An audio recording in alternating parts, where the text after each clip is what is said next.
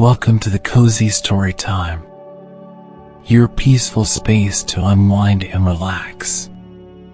Before we start, make sure to subscribe and like the video for more cozy stories every night. So, where are you watching it from? And what are you doing right now? I hope you enjoyed this story. Take a slow breath in and gently let it out. Let the day quietly fade away and allow the night to bring calm into your thoughts. Tonight, I'll take you into a story from long ago, to lands once walked by the elves, into hidden halls where ancient secrets sleep, and where light endures even beneath the shadow. This is a tale from the world of Tolkien, of Elven and Galadriel, two noble souls from the elder days, who wandered in silence through ruined stone and uncovered more than echoes of the past. The story is gentle, deep, and it will carry you slowly to a place far from here, where time flows like water, and the stars whisper above quiet footsteps. Close your eyes if you'd like. Let my voice guide you. And together, let's begin this journey into the Labyrinth of Morgoth. The twilight air over the land of Beleriand was cool and still, thick with the scent of moss and the faint trace of ancient fire. Beneath the open sky, stars began to reveal themselves one by one, like old friends returning from a long journey. The world was quiet, peaceful, but in that peace there was a hum, a presence not yet named.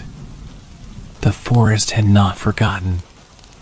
Elrond stood at the edge of the clearing, his silver cloak brushing the tops of the ferns as he gazed into the shadowed mouth of what remained of Nargothrond.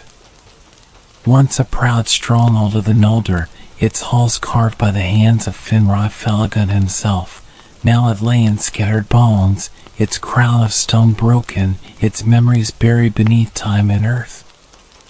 Yet even time could not silence everything. Beside him, Galadriel knelt, her golden hair dimmed in the twilight, fingers resting gently upon a patch of stone half swallowed by ivy. She said nothing for a long while. Her eyes were closed, as though listening not with ears, but with something deeper. Her stillness was like a pool of water untouched by wind. Elrond remained silent, trusting her senses, his own hands resting on the hilt of Hadafang, though there was no threat in sight. Not yet. When she finally spoke, her voice was low, more like a breath than a whisper. "There is something beneath," she said, her Sindarin graceful and soft. "Something that was not built by Finrod." Elrond nodded. He had sensed it too, at first, only a vague stirring, an unease that had lingered in the back of his thoughts since they crossed the western hills. But now it was stronger, like the memory of a name long forgotten being spoken again. The trees avoided the ruins here. The birds would not nest in the crumbling towers. Even the roots beneath the soil veered away from certain stones, as if the land itself remembered pain. The two Eldar moved deeper into the ruins, stepping over ancient marble and broken pillars, their steps light, quiet. Though the structure was no longer whole, the majesty of what once was still lingered in its shattered beauty.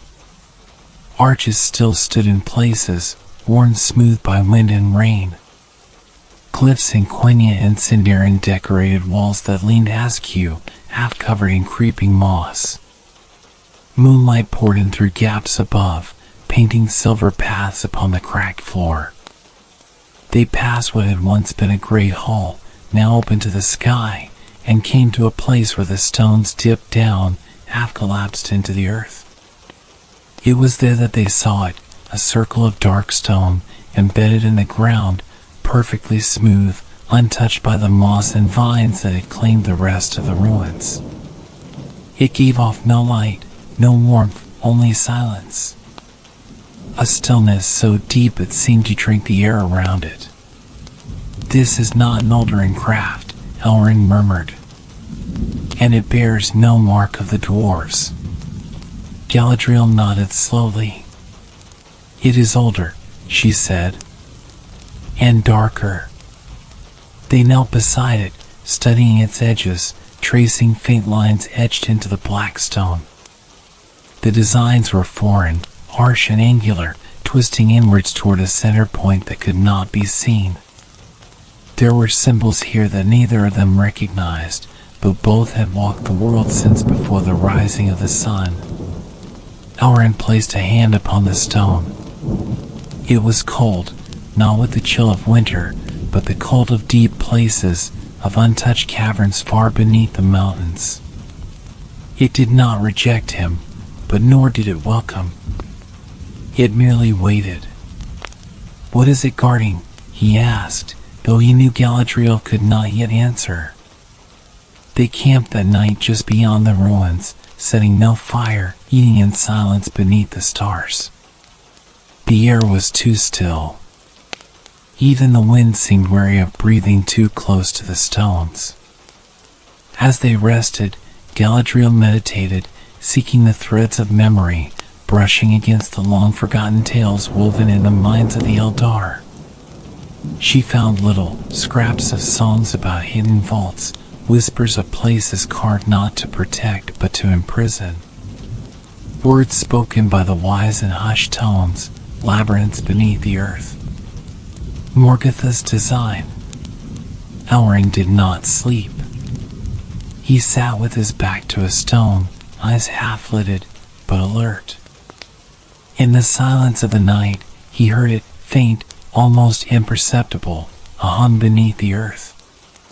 Not a song, nor a sound made by water or stone, but a presence. Something old. Something bitter. By the time the stars began to fade and the eastern sky ended at dawn, they knew what they had to do. They returned to the dark stone, the strange circle embedded in the earth. Galadriel drew from her satchel a small crystal vial, glowing faintly with the light of Arundel's star. She poured a single drop upon the stone, and it sizzled gently. Then, slowly, a seam appeared along its edge, like a sleeping eye opening at last. With a deep, slow groan, the stone began to shift. A spiral stairway revealed itself, curling downward into a darkness that no light reached. The air that rose to meet them was dry and cold and carried no scent at all, like the breath of something that had not stirred in millennia. Galadriel took the first step, her hand raised, light blooming from her palm in a soft golden glow. Elrin followed, the hilt of his sword resting against his side, though he had not drawn it. The stair turned once, twice, then more. It led them down, not just below the earth, but beneath the memory of the world. At last, they stepped onto solid stone, the stair ending in a wide corridor of black rock. The walls were carved with the same strange patterns, and though the air was still and silent, it felt thick, oppressive. As if something was watching. As if the place itself remembered. Galadriel looked over her shoulder. The stair had vanished. The path behind them was sealed. They did not speak. There was no need. They had crossed the threshold. This was no ruin of the elves. This was the hidden scar of the world, the wound Morgoth had left when he was cast down. And it had never truly healed. The darkness pressed gently around them, dense, but not yet hostile. It was the kind of dark that did not simply lack light, but seemed to absorb it, drinking in Galadriel's golden glow and leaving only a pale shimmer to cling to the edges of her silhouette. The black stone beneath their feet was smooth, unnaturally so, without flaw or fracture, as if it had never been shaped by hand but rather willed into being by something ancient and cruel. Elren placed his palm against the wall, seeking warmth, texture, any sign of life or time, but found only silence. The stone felt neither alive nor dead.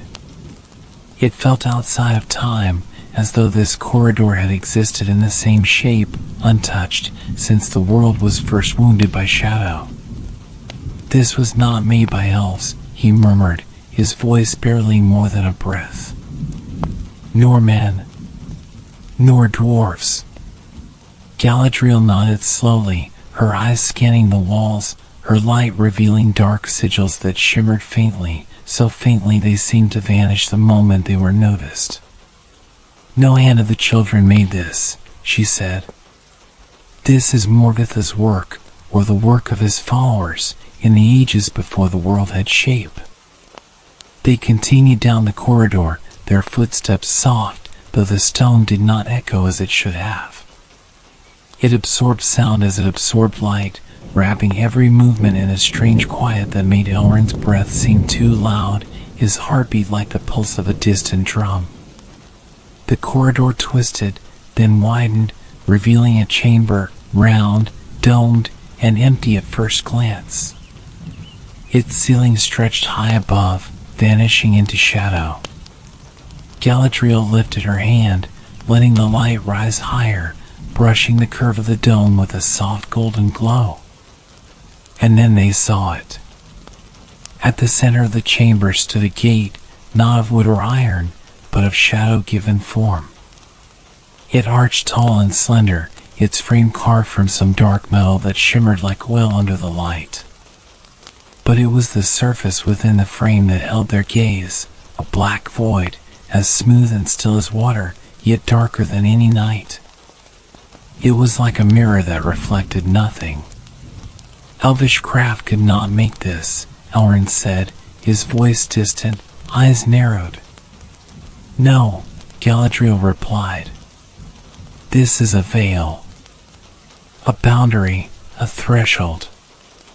There were no visible hinges, no lock, no mechanism of any kind. The gate was simply there, as if it had always been. Around it, the air felt thicker, and the faint hum they had sensed since entering the ruins now deepened into something more resonant, a vibration not of sound but of feeling. Like an old memory clawing its way to the surface of the mind. They approached with care. Galadriel extended her hand toward the gate, her fingers pausing just before touching the surface of the void. It seemed to ripple, slightly, like a breath held too long. "We are not the first," she whispered. Elren turned to her. "You see something?" She nodded. Footsteps in memory. Faint. Others have stood here, long ago. Perhaps Sauron. Perhaps others still, in the deep time when Morgoth ruled Ambience. This was a gate meant to contain something. Or to protect something. Or to imprison. Elren moved to the edges of the room, studying the walls. Strange symbols looped in spirals, more erratic and chaotic than the ones from above. The language was alien, even to him. A lost tongue of the first darkness. And at the base of the gate, half hidden beneath old dust and the dull glimmer of decay, he saw it, a star, twisted and broken, a perversion of the emblem of the House of Fëanor, but malformed, bent inward. "Elbereth, protect us," he said softly. "This place remembers the fall." Galadriel's expression remained calm, but her eyes were sharp. "We are not here by chance," she said. "There is a reason the earth led us here. There is a reason the stars still whisper of the past." With her other hand, she reached into her robes and drew forth a vial, slender, crystalline, filled with light that pulsed softly like a heartbeat. It was not the Silmaril, nor could it match its fire, but it was light drawn from the trees, preserved by the High Elves long ago. A gift of preservation, a ward against despair. As she raised the vial, the gate stirred again. This time, there was sound.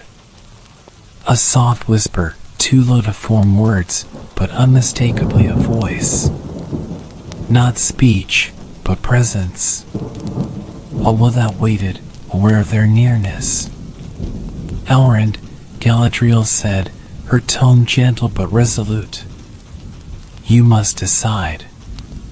He turned, confused. Decide? This gate is not locked with force, she said. It requires choice. It responds not to strength, but to intent. If you choose to pass through, it will open. But what lies beyond is hidden from even my sight. Elrond hesitated. The weight of her words settled like a stone in his chest. He looked at the gate again, the stillness of it, the promise of shadow, and felt something stir in the back of his mind. Not fear, not entirely, but gravity. Like standing on the edge of a great chasm and knowing that stepping forward meant losing sight of the sun for a very long time. What if this was meant to be forgotten? He asked. Then it would have stayed buried, Galadriel answered. But it was not the earth that brought us here. The music of the world has shifted. Something stirs. And we are here to meet it. He looked into the darkness once more, searching for doubt within himself. But there was only that strange certainty, that quiet voice that had guided him all his life, the echo of his blood, of his father who sailed the skies, of his brother who chose mortality, of his mother who leapt into the sea. He stepped forward. At once, the gate shimmered. The blackness peeled away like mist retreating before the dawn. A soft gust of cold wind swept over them, not harsh, not violent, but like a breath exhaled after an age of holding it in.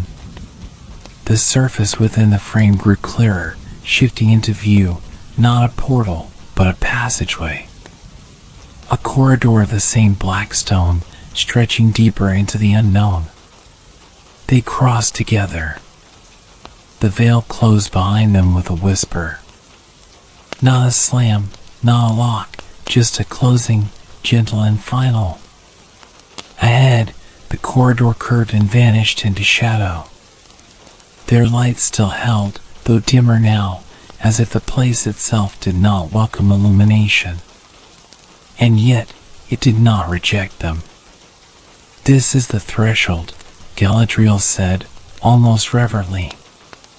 We are within the first turn of the labyrinth. Elrond nodded. How far does it go? No one knows, she said. Not even the Vala ever walked these halls. This was Morgoth's own making, sealed in darkness even before the breaking of the lamps. They walked side by side, their light flickering softly as the path began to narrow, the walls closing gently in. The air was colder now, more still. And behind them, the veil remained, silent and sealed. Before them, the heart of the labyrinth awaited. Far below the earth, beyond the memory of stone and time, something began to stir. The corridor ahead sloped gently downward, as if the earth itself had grown weary of holding secrets and now led them into its heart. The walls no longer bore carvings or markings, only smooth black stone, polished and perfect, like the surface of a still lake. And yet, the silence was not empty. There was a rhythm in the air. It was not a sound, not exactly. It pulsed in the bones and hummed in the space between heartbeats. A memory. A warning. The deeper they walked, the more present it became. It was like walking within a dream long forgotten but never fully escaped. Elrond felt at first, not fear, but unease, creeping quietly beneath his calm exterior. a tension in the back of his mind, as though something behind him watched with eyes that did not blink. He looked at Galadriel, but she was still, serene, her light casting soft gold against the walls. Yet her eyes were alert, aware, listening to things he could not yet hear. Then the corridor turned. They came upon a small chamber, circular like the last, but narrower, more intimate. In its center stood a pedestal of black stone, atop which rested a single object, a shard of glass, or perhaps crystal, about the length of a dagger, sharp-edged and clouded within by shifting smoke. It pulsed faintly, like a heart that beat once every long moment. Elrond stepped closer, peering down. "It looks like a seeing stone," he murmured, though he knew it was not. The Palantiri had light in them, clarity. This thing was darker, deeper. Its core did not shimmer, it churned. Galadriel reached toward it, but stopped before her fingers touched. "This is not for visions," she said. "It is memory. Condensed. Preserved." "Whose memory?" She shook her head. "Morgoth's, or one of his servants. A remnant of thought. What the Eldar once called a Nathrin, though few believed they ever truly existed." Elrond had heard the name only once before, in an old text written by Arister. A Nathrin was not an object of knowledge, it was a wound of the spirit, made solid. A place where anguish or power had sunk so deeply into the world that it bled into matter. "Do we touch it?" he asked. Galadriel was silent for a long moment, her gaze fixed on the shard. Then she turned to him. "I will. Alone." He nodded and stepped back, his hand resting gently on the hilt of Hadafang, not in fear, but in readiness. Galadriel's fingers brushed the surface of the crystal. At once, the room changed. The light dimmed, not snuffed out, but dulled, as though the very walls were drawing it in. A whisper began to stir, curling through the chamber like mist. It was not spoken aloud, but neither was it wholly silent. It filled the space between words, between thoughts. Galadriel's eyes closed. She stood very still, and her breathing slowed. Her golden light flickered, once, twice, then steadied again. But her features had grown tight, drawn. Her brow furrowed, and a shadow passed over her face, as if a great weight had pressed upon her spirit. Then she spoke, not in her own voice, but in a voice older than any language Elrond knew. The words scraped the air like rusted iron, and the walls seemed to lean in to listen. "Urukthul, Caranal, Zarakaril." The crystal pulsed brighter for an instant, then dimmed. Galadriel's hand withdrew. Silence returned. She staggered back a step, and Elrond caught her arm, steadying her. She looked up at him, her eyes clearing. "What did you see?" he asked softly. Galadriel breathed deeply, as if shaking off water that had clung to her skin. "Pain," she said quietly, "but not sorrow. Rage, contained and forgotten, buried not by time but by will. This place was made to hold it. The labyrinth is not merely a prison, it is a vessel, a reliquary of wrath." Elrond looked again at the shard. It was dim now, lifeless. "And the gate?" "One of many," she replied. "We have passed the first. There will be more." They continued on, leaving the chamber and its whispering stone behind. The air grew colder, but not unkind.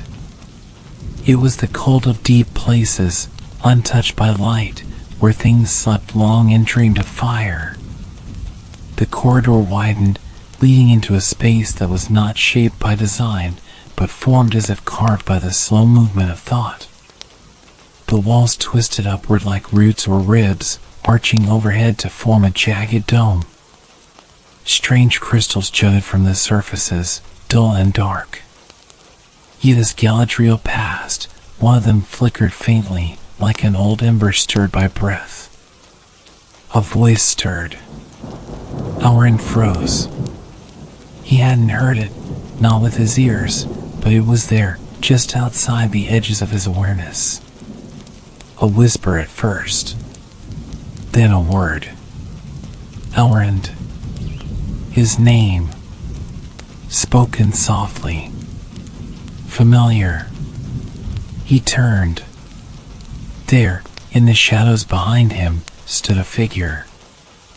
Slender. Cloaked in blue. A face half lit. He knew her. Elwing, he breathed. But the moment he stepped forward, she was gone. He turned to Galadriel, who stood still, her gaze fixed on the opposite wall. "They've begun," she said quietly. "What?" "The spirits. Or remnants of them. Echoes, perhaps. This place holds more than rage, it holds memory. And memory seeks to feed. It will call to us. It will try to draw us back into what was, to use our longing against us." Elrond was quiet. His heart still beat with the shock of that face, his mother, as she had been in his earliest memories, before she had leapt into the sea, before she became a gull chasing the light of a summer across the skies. "I saw her," he said softly. "I know," Galadriel answered.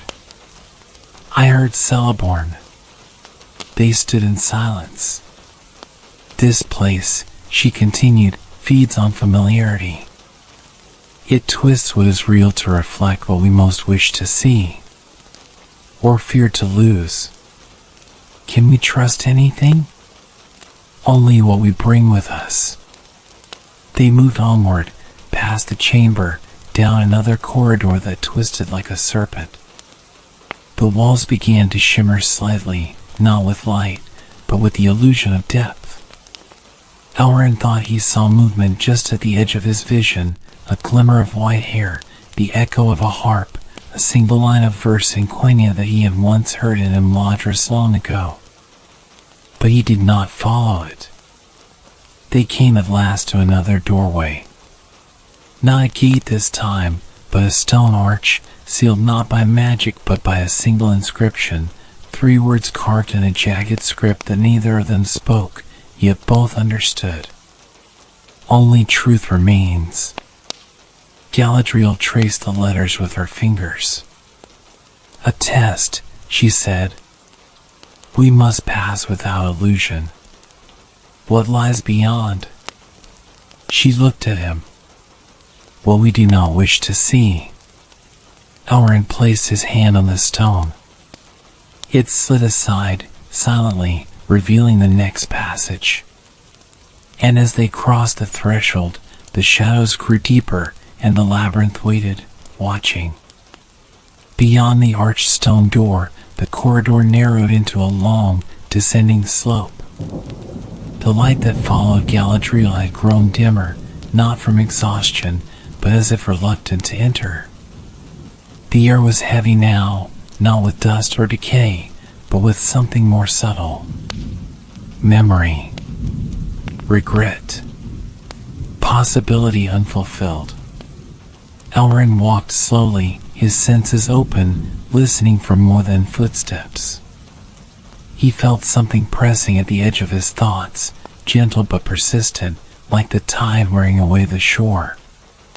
Galadriel walked beside him, her face calm as always, but her silence was longer now, more reflective. She, too, felt the shift in the air. This was no longer a place of mere darkness. It was a place that remembered you. A place that reached into what you carried with you and turned it over like stones in a riverbed. The passage opened suddenly. They stepped into a vast chamber, circular and high-domed. The floor was a smooth black mirror, seamless and still, reflecting the ceiling above, a sky painted in faint stars, glowing blue and silver. It was not the sky of Middle-earth, nor of Valinor. It was older, forgotten. In the center of the room stood a pool, perfectly round, filled with liquid like molten glass. It glowed faintly from within, its surface untouched by ripple or wind. Around its rim were etched 12 symbols, each one different: a broken sword, a rising flame, a feather falling, a crown split in two. Some Elven recognized from the old songs. Others he did not. "It's beautiful," he said softly. "Yes," Galadriel answered. "And dangerous." She approached the pool with care, her light illuminating the first of the symbols. It shimmered in response, just once, and then the pool stirred. Not with waves, but with images. Elrond stepped closer, peering into the depths. He saw a battlefield, no, many. A blur of time and death. The fall of Gondolin. The smoke of Doriath. The shores of Beleriand as they crumbled into the sea.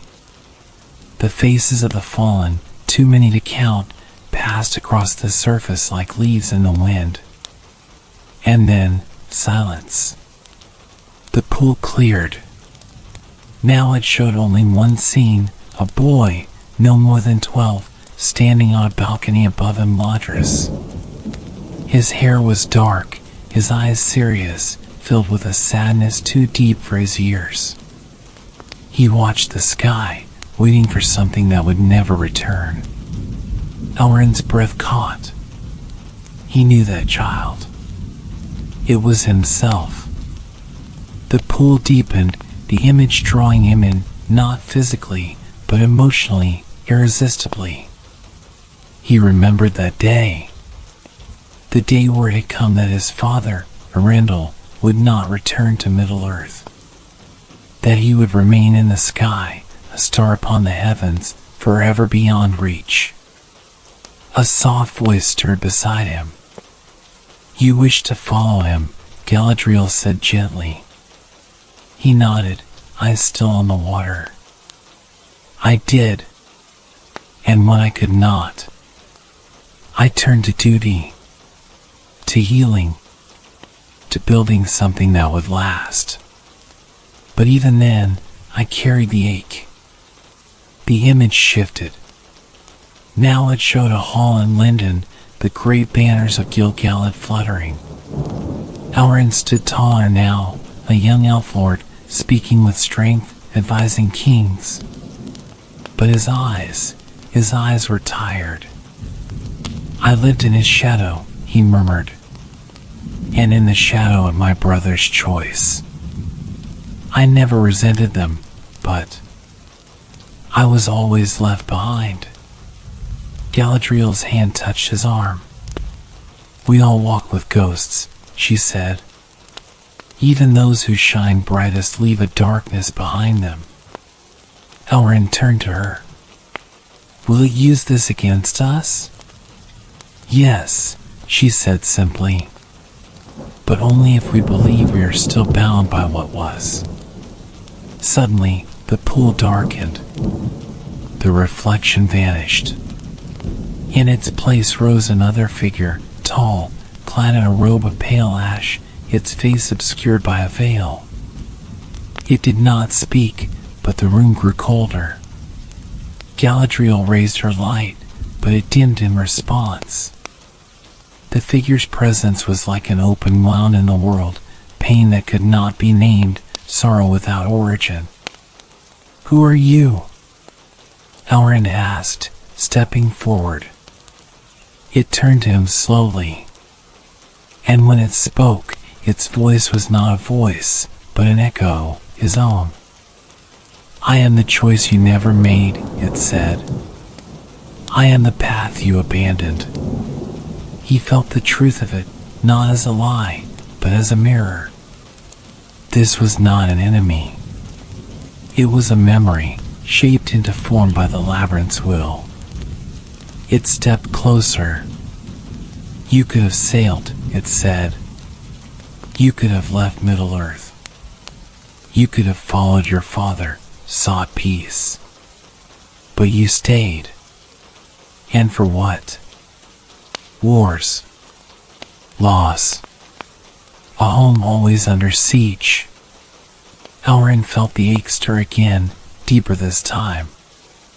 You stayed because you believed in hope, Galadriel said firmly, stepping between them. And you were right too. The light we preserve now, the peace that still lives, it is because of those who stayed. The figure tilted its head. Slowly, it began to dissolve, flaking away like ash caught in wind. Its form crumbled, and the room warmed again. The pool went still. Elren stood quietly, steadying himself. It's not just a mirror, he said. It tests us. Yes, Galadriel agreed. Not with force, but with memory. It reveals the weight we carry, and asks if we will continue to bear it. A deep rumble stirred beneath their feet, like the shifting of a great beast beneath stone. The symbols around the pool flared one by one, then dimmed, leaving only the symbol of a broken mask aglow. A new passage opened, soundless and dark. Without a word, they walked forward. The new corridor curved like a serpent, its walls now carved with shapes, faces, half-formed and strange. They watched with blank eyes, mouths open in silent wails. Some looked elvish. Others did not. One appeared to be human, its features twisted in grief. Another wore the elongated helm of an orc, but not as a soldier. More like a victim. What are these? Elrond asked softly. Echoes, Galadriel replied. Not illusions. Remnants of those who passed through. The labyrinth remembers not just the great, but the broken. Elrond passed one face, then paused. It looked almost familiar, not in detail, but in emotion. A depth of sorrow he could feel like cold wind against his skin. The labyrinth did not strike with blade or fire. It wounded with recognition. They reached another chamber, smaller this time, with no pool or pedestal. Just a stillness that made every breath feel sacred. Galadriel raised her light once more. In the far corner, a child sat. Elrond stepped back instinctively. Is that? No, Galadriel whispered. Not truly. The child was a boy, dark-haired, eyes wide. He held a wooden carving of a swan, its wings chipped.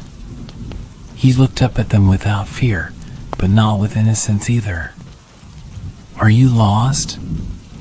Elrond asked. The boy tilted his head. No. I'm waiting. For whom? The boy didn't answer.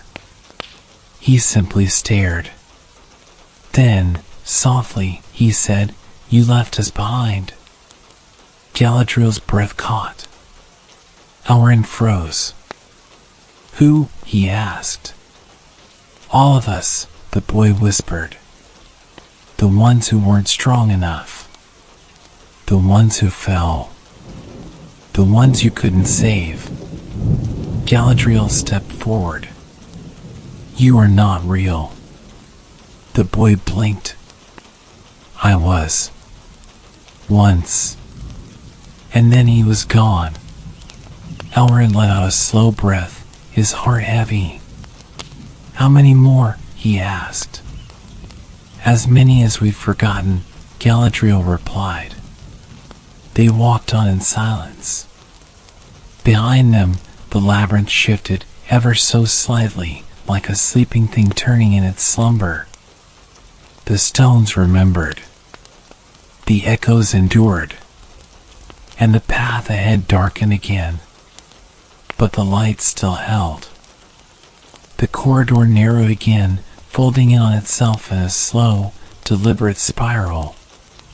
No longer did it feel like they were walking downward.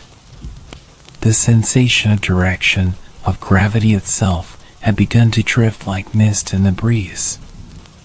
Sometimes the slope dipped, other times it rose, but there was no fatigue in their steps, no sweat upon their brows.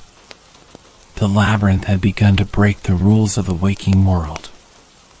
Elrin noticed first the strangeness in the walls, how the stone patterns they passed began to repeat too precisely.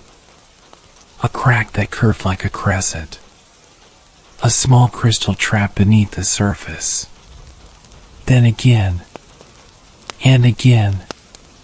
"We're moving in a circle," he said quietly. Galadriel nodded, her voice a whisper. "Or time is." They paused, standing still in a place they had, perhaps, already walked. "Elvish magic doesn't do this," Elrin murmured. "Not naturally." "No," she agreed. "This is Morgoth's art, the breaking of natural order. The labyrinth does not protect what's hidden by guarding its body, but by confusing the soul. It untethers you from certainty. From when? From self." As if summoned by her words, the air around them changed. It grew, not darker, exactly, but more weighted, like cloth soaked through with unseen water. Even their breaths felt slower. Time had thickened. And then, voices. Distant at first. Familiar. Erendil, came a voice from the far end of the corridor. Not a cry. A murmur. "He sails still. But he does not come for you." Elrin turned sharply. It had sounded like his mother. Galadriel's hand reached for him, gently. "Hold your ground." A soft echo answered from the opposite direction. "Celeborn," said a voice like falling leaves. "You left me. You chose the sea." This time it was Galadriel who stiffened. But she did not speak. They moved on. Around another bend, the passage opened into a chamber that shimmered strangely, as though a veil of water hung in the air. Within, the walls were paneled with mirrors, dozens of them, shaped in irregular curves like drops of oil. Each one reflected not just their present selves, but fragments from across time. Elrin saw himself as a boy again, chasing birds along the cliff paths near the havens.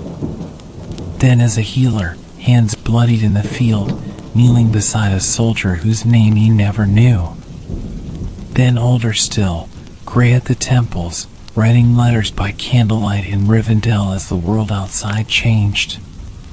Galadriel's reflections moved also.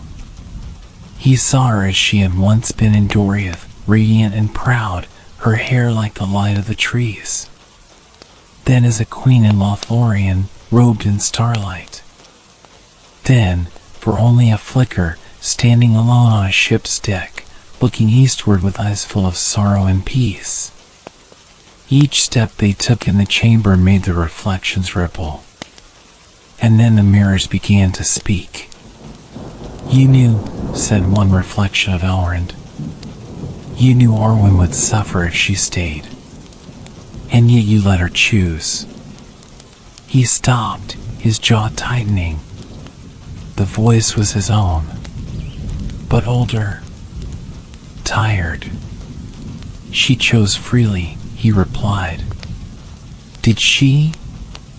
Or did she choose because she could not bear to leave you? Another mirror, another self. You sacrifice peace for duty. And what has duty brought? A world that forgets you. A name that fades. Elren said nothing. But Galadriel stepped beside him, her voice gentle but firm. The mirror speaks to wound, not to warn. They're not lies, he whispered. No, she said. But neither are they the whole truth. The voices turned to her now. You sought power once, one reflection whispered. And you were offered it. I refused it. Only when it was too late. Another mirror flickered. You feared yourself more than you feared Sauron. And that fear still rules you. Galadriel stood still. Yes, she said softly. But I walk with that fear. I do not run from it. The mirrors fell silent. One by one, their light dimmed until only their current reflections remained, and the path beyond opened. They stepped into a narrower corridor. The air was warmer here, tinged with the faintest scent of cedar and earth. A memory of summer. Then, a doorway. It had not been there a moment ago. But now it stood before them, carved from silver gray wood, framed in ivy, as though grown rather than built. And beyond it, light. Daylight. Elren frowned. Galadriel, he said, quietly now, unsure. She did not respond immediately. She stared at the door, her eyes far away. It's a temptation, she said at last. Not a trap. A gift, perhaps. Or a test. They opened it together. Beyond lay a field beneath a golden sky. Trees rustled in warm wind. The sound of water laughed nearby, a stream, playful and pure. And sitting by the water's edge were 3 children. A boy with bright eyes and dark hair. A girl with golden braids. And another boy, older, quiet, reading aloud from a book with a carved cover. Elren's heart froze. It was them. Elrose, Elrond, and Elwing. As they had been before the sundering. Before the ships.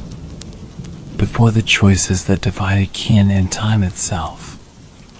He took a step forward. Don't, Galadriel said. They're real, he said softly. They feel real. And that is why you must not trust it. Elrond stood still. The children laughed, and the sound broke something inside him. He remembered that summer, when they had played under trees planted by the Sindar, when no shadow had yet touched their young hearts. He remembered his brother's hand reaching out to pull him up when he fell. The sound of their mother's song in the evening air. He took another step. And this time, the children turned to look. But their eyes were wrong.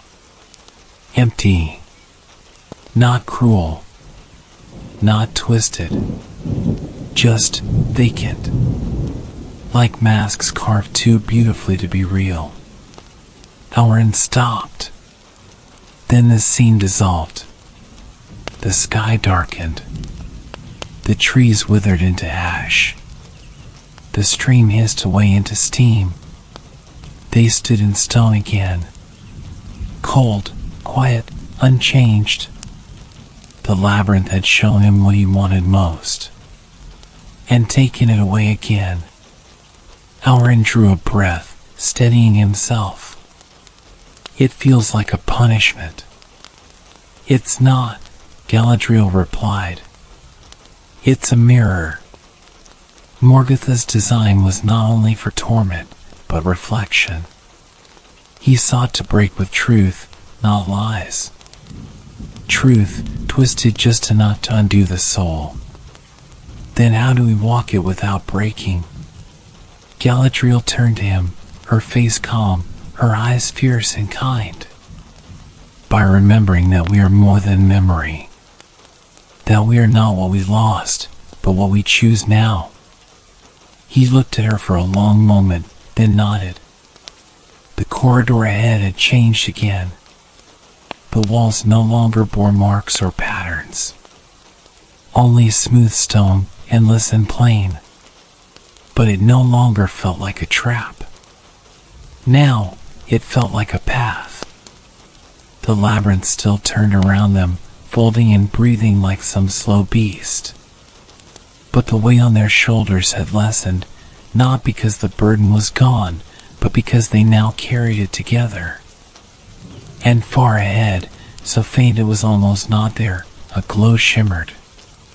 The heart of the labyrinth waited, and it had begun to stir. The silence deepened as Elrond and Galadriel moved forward. The stone passage they followed now was unlike any before it, too smooth, too perfect, as though carved not by hands or tools, but by thought itself.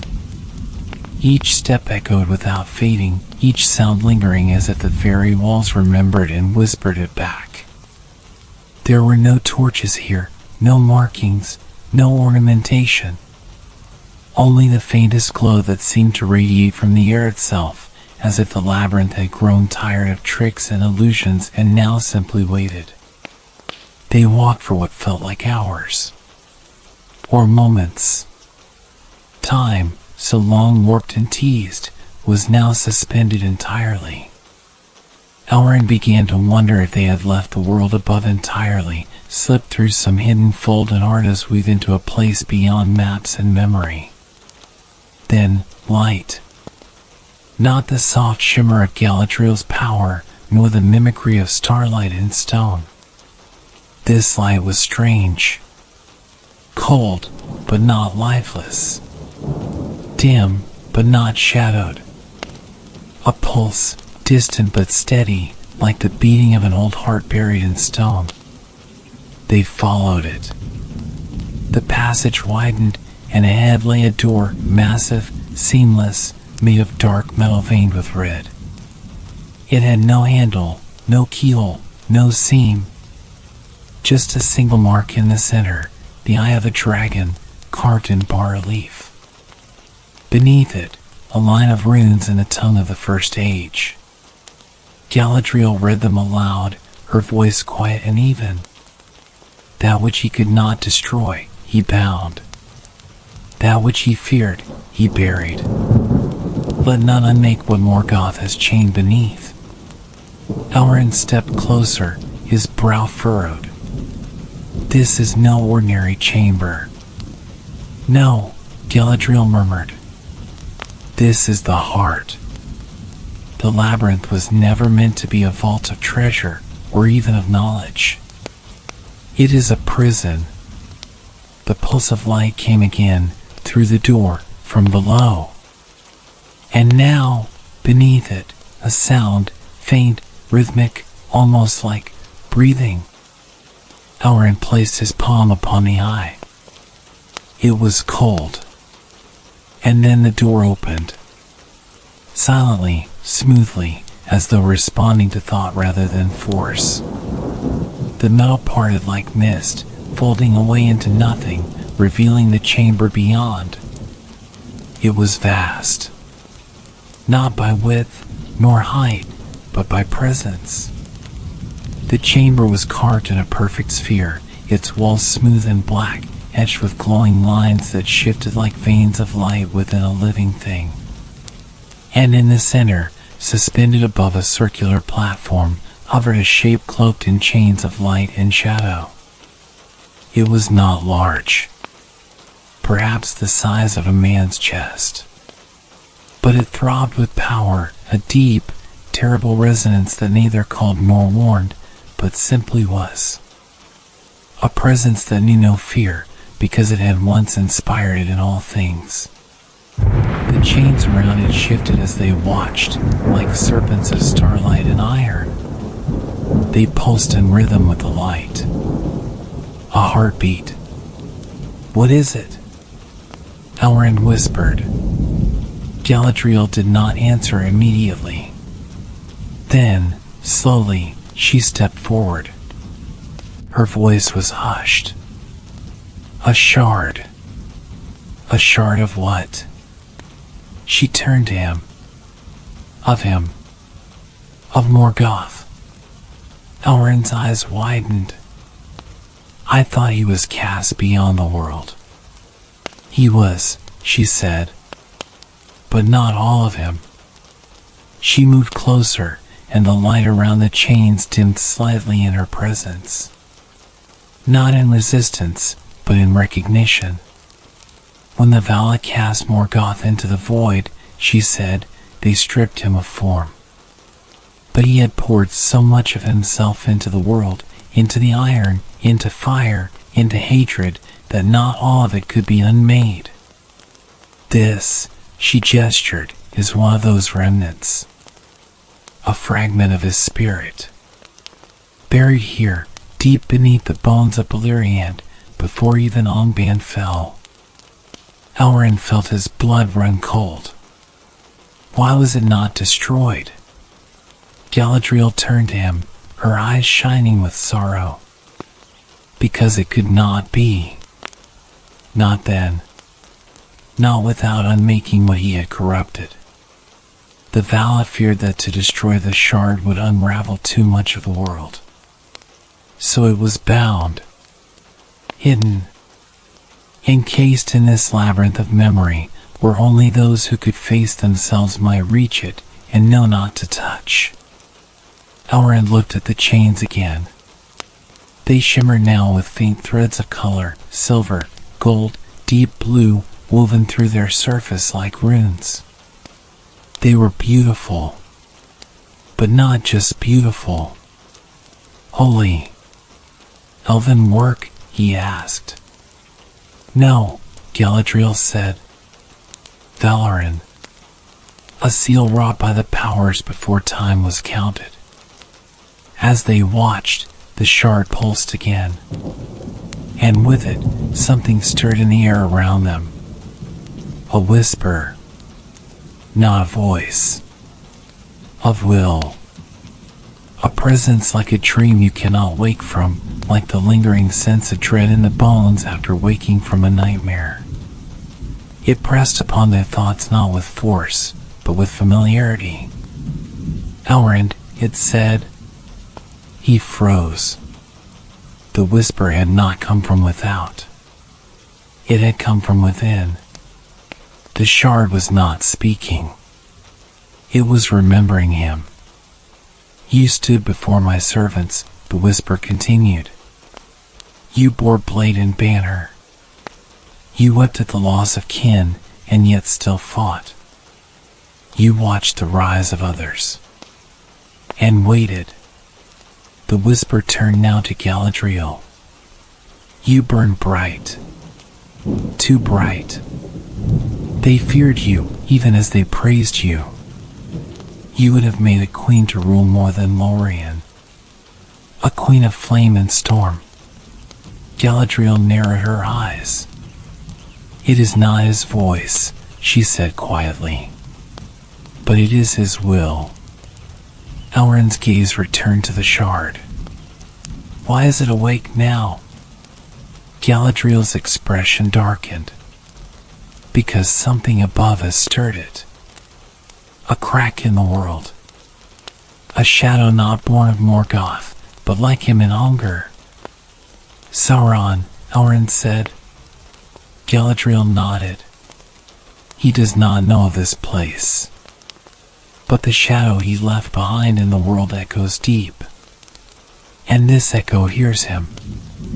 The chains shuddered.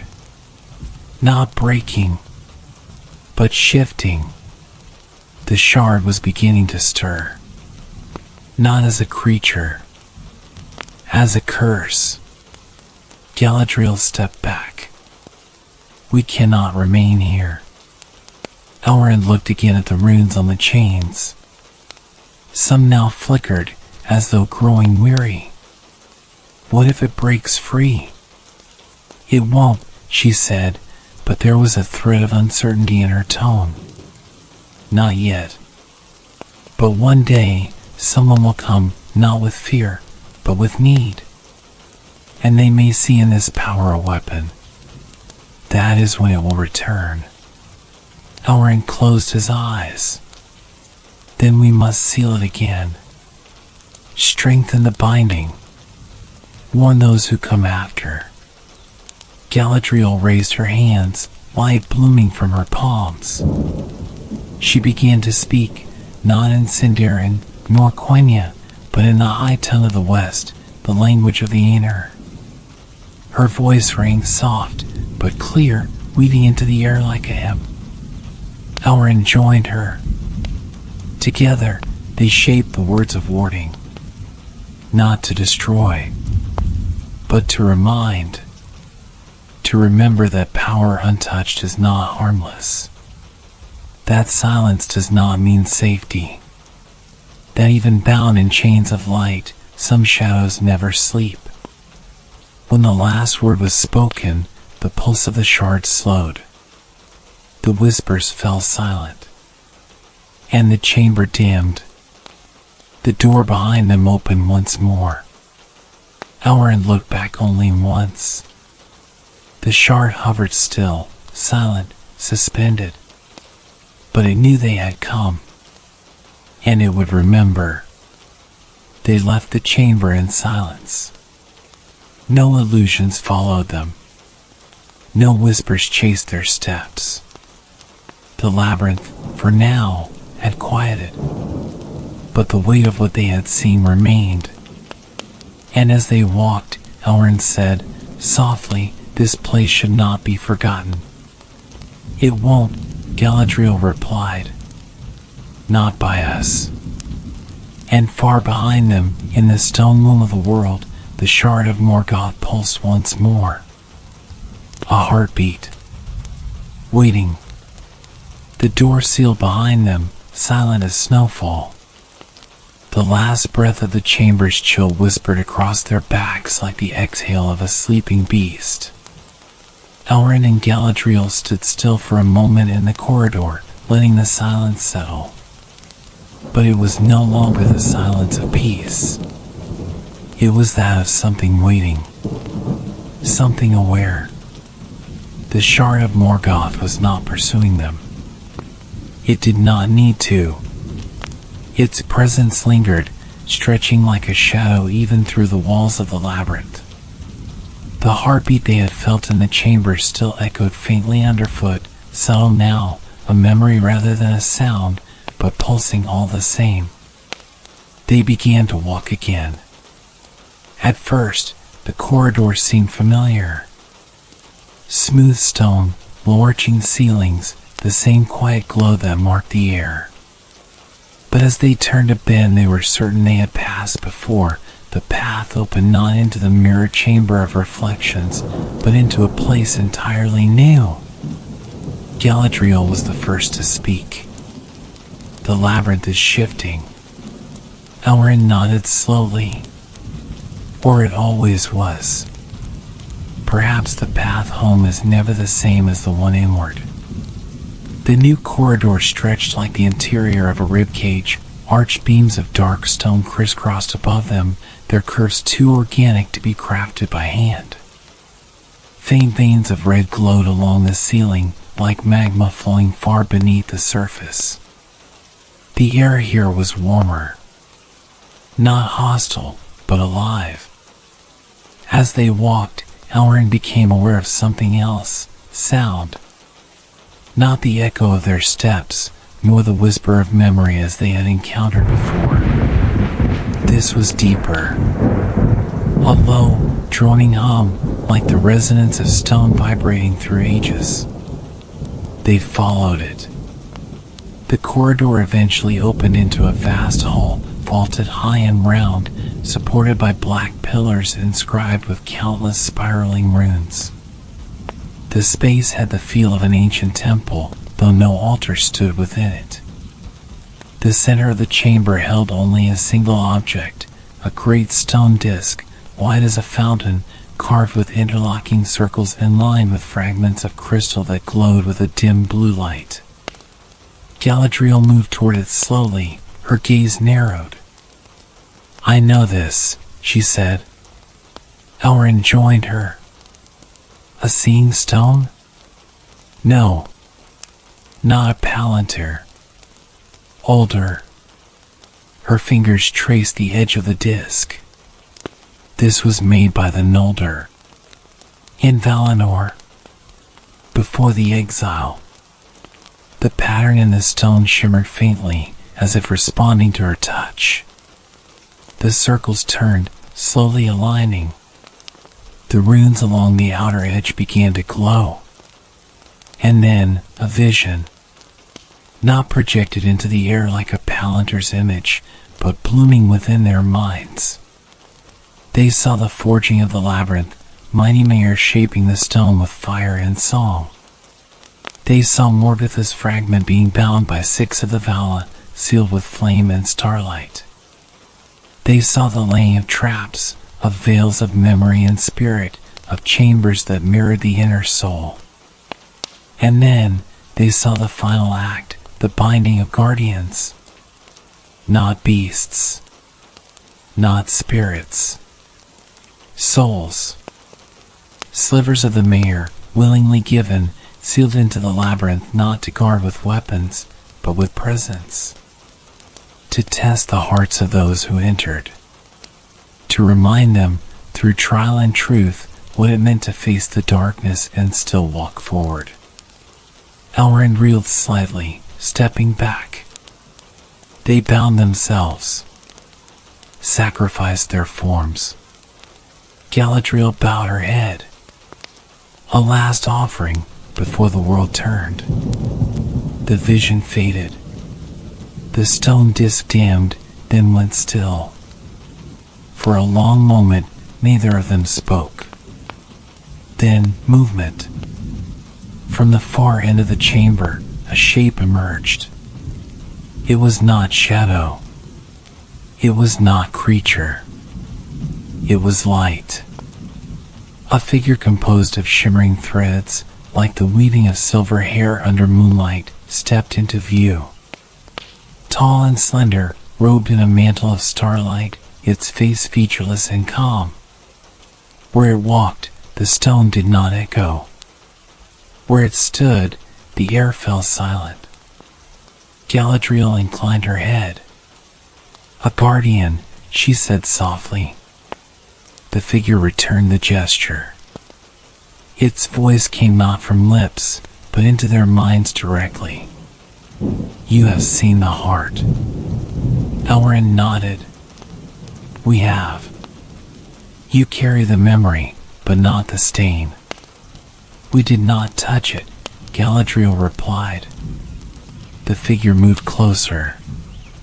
Its presence was not hostile, only immense. Like the weight of moonlight on the sea, heavy and eternal. It looked at them with no eyes, and yet they felt themselves laid bare.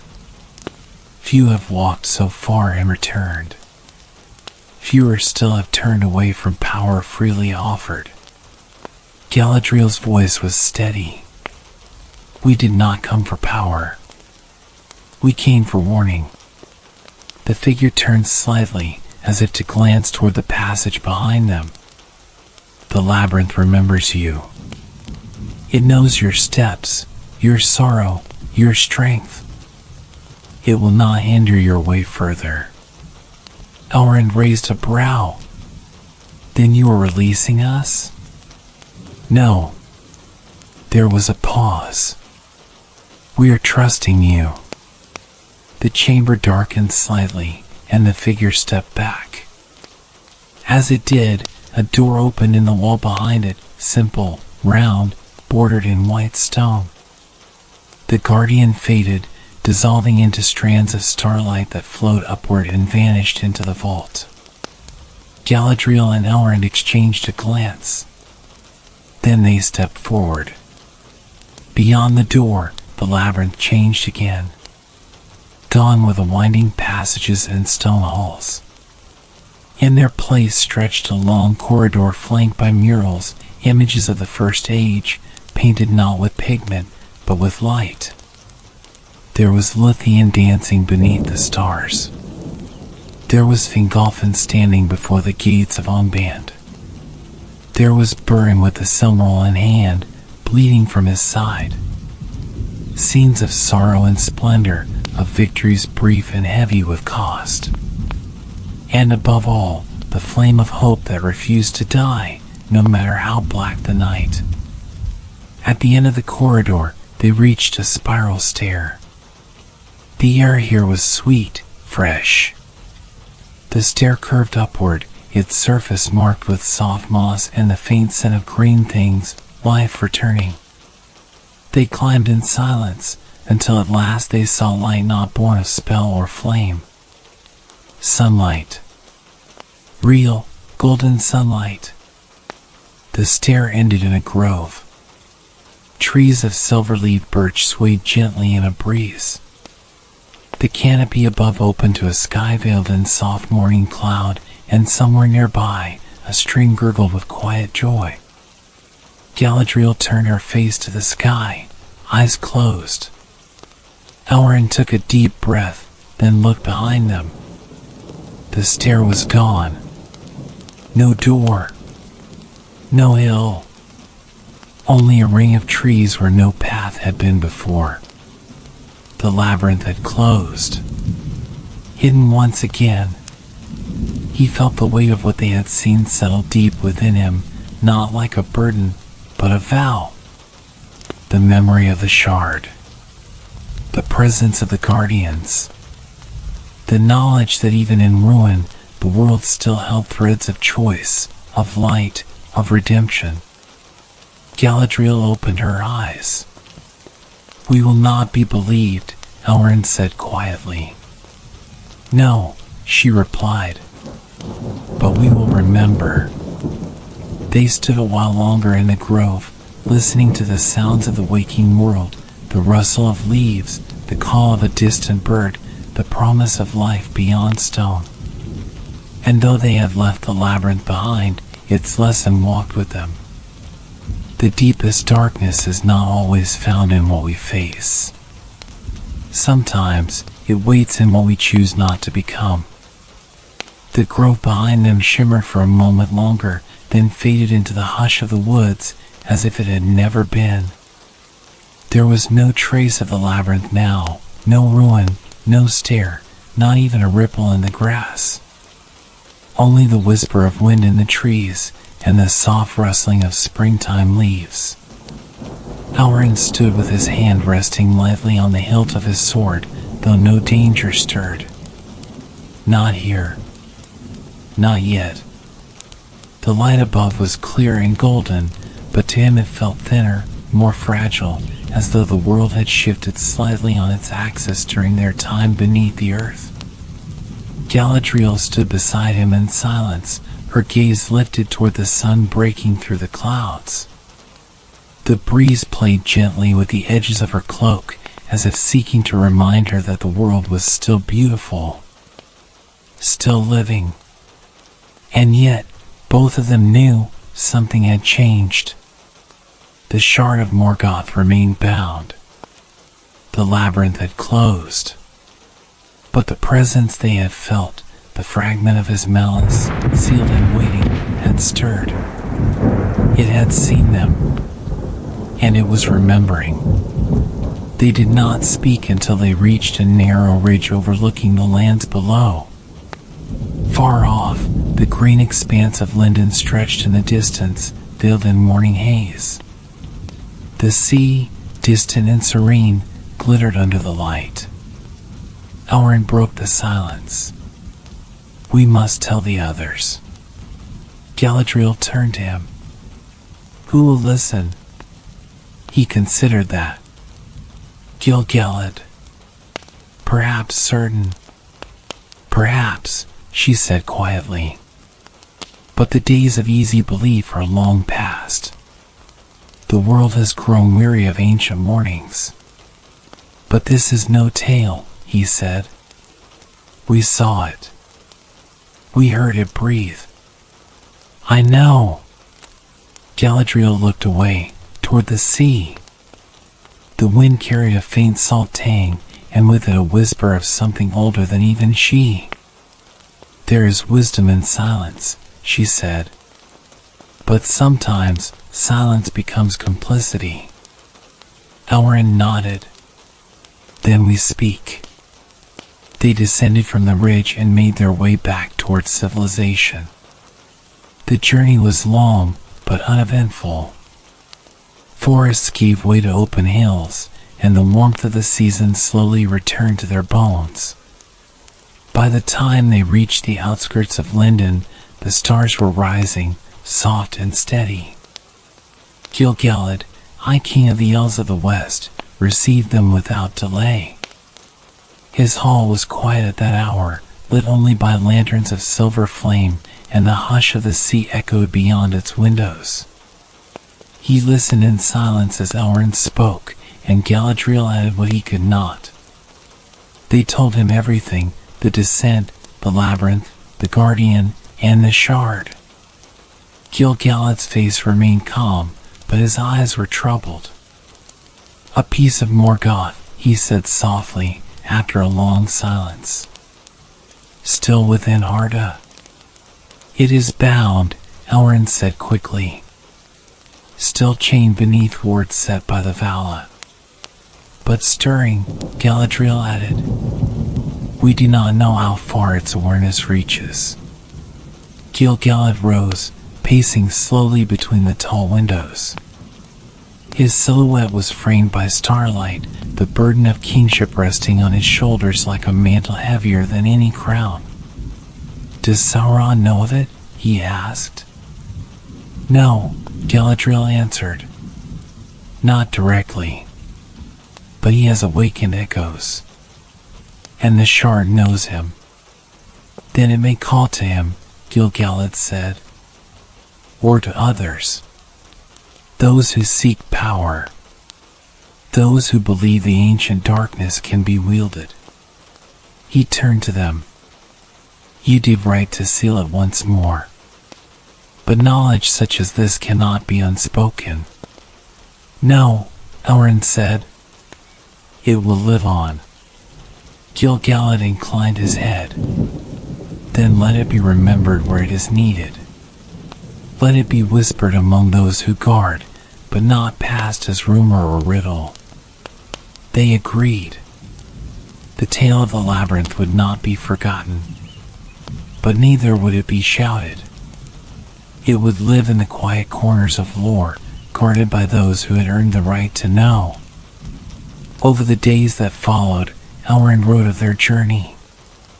Not in scrolls meant for the public, but in quiet records kept among the archives of Imladris.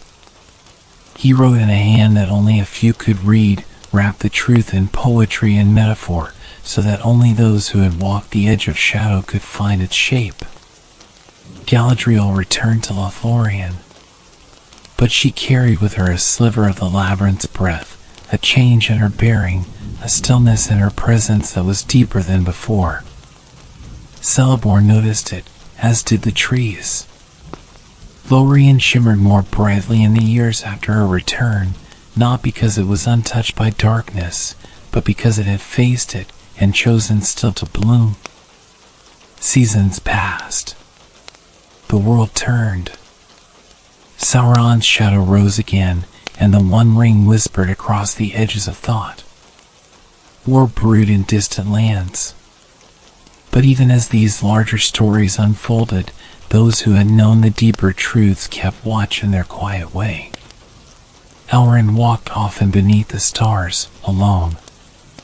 And sometimes, when the night was deep and all was still, he would feel it again, that faint, distant heartbeat, like a memory sleeping in the bones of the world. He never returned to the labyrinth. Nor did Galadriel. but both knew it remained, waiting, watching, bound but not gone. And perhaps that was the lesson the labyrinth had meant to teach. That evil, even when broken and chained, does not vanish. That it lingers in the cracks of stone, in the quiet hearts of those who ache, in the desperate longing for strength in dark places. But there was another lesson, too. Hope. Hope was not loud, not bright. It did not march with banners or speak in thunder. It moved like roots beneath the soil, quiet, steady, patient. Hope was what turned Elrond back from the heart of the labyrinth. Hope was what stilled Galadriel's hand when the shard whispered of crowns and fire. Hope was what kept the guardians awake beneath the stone, watching still. And in the end, hope was what would endure. One night, many years later, as the War of the Ring was still only a shadow on the horizon, a traveler arrived at Imladris. A ranger, weary and quiet, with a history written in his eyes. Elrond looked at him and knew that the labyrinth's memory might one day matter again. That the past was not gone, only waiting for those who needed its truth. He did not speak of Morgoth as shard to the ranger. Not yet. But he would, in time, when the moment came. For now, the stone remained sleeping. And in the hush between wars, in the quiet light of stars, the Labyrinth of Morgoth dreamed. Its heart beat softly, echoing in the deepest places of the earth. Bound, silent, but never forgotten. And so, the journey comes to its end. The labyrinth is quiet once more. Its stones rest beneath the earth, undisturbed, unseen, but never truly forgotten. Elrond and Galadriel have returned to the light above, carrying with them not just memory, but understanding of shadow, of strength, of the silent hope that endures even in the deepest dark. The world moves on, slowly, gently, like the hush of leaves under starlight, or the rhythm of breath just before sleep. There are still many tales to tell, many paths to walk. But for now, there is only stillness. Let your thoughts settle like mist on calm water. Let your heart be light as the silver wind over Lothlorien. You are safe. You are held. And the stars are watching over you. Rest now. The labyrinth sleeps. And so may you.